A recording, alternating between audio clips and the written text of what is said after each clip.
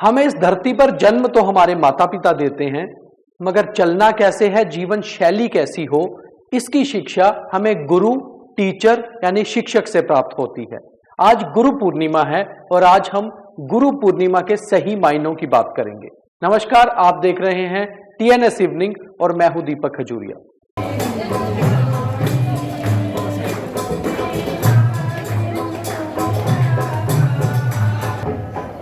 बोलिए परम श्रद्धे गुरु महाराज की। कोई न कोई अपने रूप में दर्शन देते हैं, जो हमारे बीच में हमारे गुरु महाराज हैं।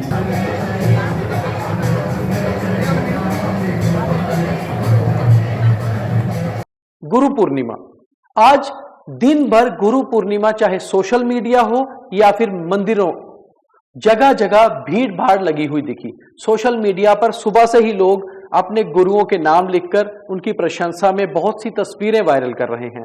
वहीं दूसरी ओर अगर आप मंदिरों की बात करें तो जगह जगह मंदिरों में, आश्रमों में भारी भीड़ चेलों की अपने गुरुओं के दर्शन करने की थी।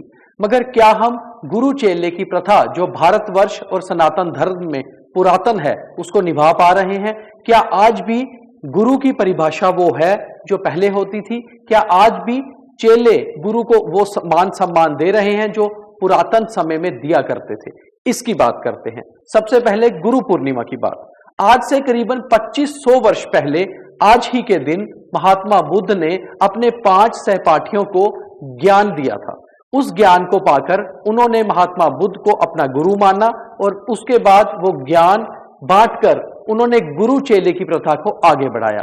वहीं दूसरी ओर एक ये भी मान्यता है कि वेद व्यास जिन्होंने महाभारत की रचना की, उनकी जन्म तिथि यही होती है, इसलिए इसे व्यास पूर्णिमा भी कहा जाता है। भारतवर्ष के अलावा नेपाल और भूटान में भी गुरु पूर्णिमा मनाई जाती है और सनातन धर्म के अलावा जैन और बौद्ध धर्म में भी गुरु पूर्णिमा का खासा महत्व है। बात करते हैं गुरु पूर्णिमा के सही मायनों की। गुरु पूर्णिमा के आखिर मायने क्या हैं? गुरु और चेला ये एक ऐसा रिश्ता है जो आपको ज्ञान की उत्पत्ति करवाता है, चाहे पुरातन समय हो या आज का समय। हर इंसान को जीवन में जीवन शैली को कैसे बनाना है, इसके लिए ज्ञान चाहिए होता है और सही गुरु आपको सही मार्ग पर सही ज्ञान से अवगत कराता है। वहीं सही चेला भी अपने गुरु को सही मान सम्मान देकर जीवन में आगे बढ़ता है और उस ज्ञान की बढ़ोतरी करवाता है। अब बात करते हैं कि मायने क्या हैं। मायने बदल गए हैं। एक समय होता था जब लोग आश्रम में पढ़ने के लिए जाया करते थे और गुरु से शिक्षा प्राप्त कर वो अपने जीवन को आगे बढ़ाया करते थे। फिर एक समय आया जब एक टीचर, एक शिक्षक को ही गुरु माना जाता था और गुरु से ज्ञान पाकर हम अपने जीवन के अगले सफर पर चलते थे।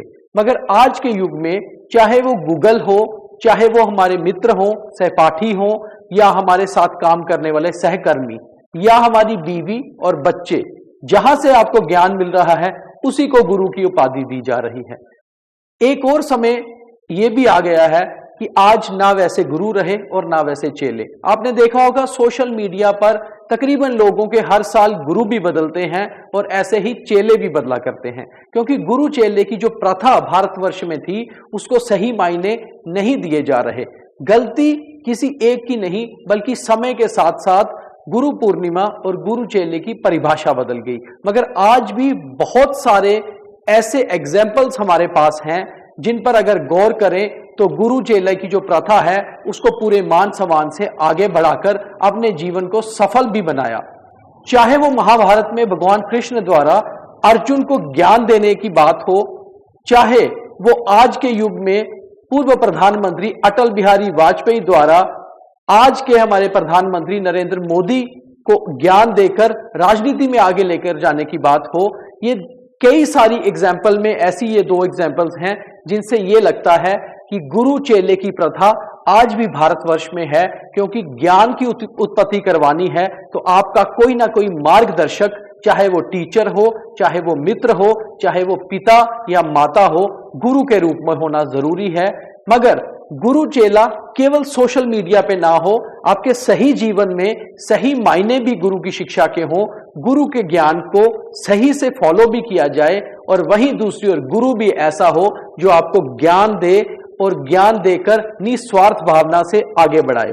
वहीं चेलों को भी यह समझना है कि अगर गुरु आपको ज्ञान दे रहा है तो गुरु का मान सम्मान भी जरूरी है, क्योंकि भारत में हम ऐसे मान्यता रखते हैं कि जो धार्मिक दिन मनाए जाते हैं उनका महत्व तभी है अगर उसका ज्ञान और उसकी शिक्षा सही किस्म से अपनी जीवन शैली में ढालें और अपने जीवन को सुख समृद्ध से आगे बढ़ाएं। तो ये था गुरु पूर्णिमा का महत्व और गुरु चेले की आज की परिभाषा पर हमारा खास शो। कल दोबारा किसी और मुद्दे के साथ मिलेंगे, तब तक के लिए लगातार बने रहिए द न्यूज़ स्क्वायर के साथ। धन्यवाद।